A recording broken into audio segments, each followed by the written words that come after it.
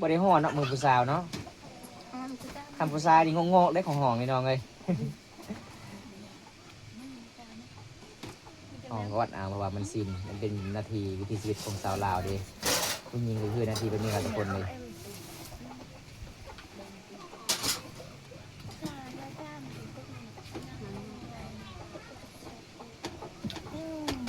จับเป็นนี่เลยปั่นให้มันแน่นบางคนก็บ่มักปั่นแบบนี้เลยคนแต่บ้านเฮาเวลาช่วยเขานี่ต้องปั่นให้มันแจกให้มันแน่นข้างในแล้วก็ใส่ติ๊กเขา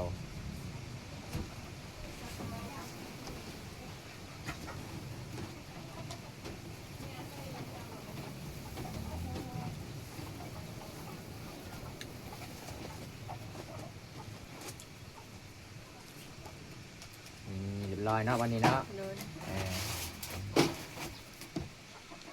จับเลยป้า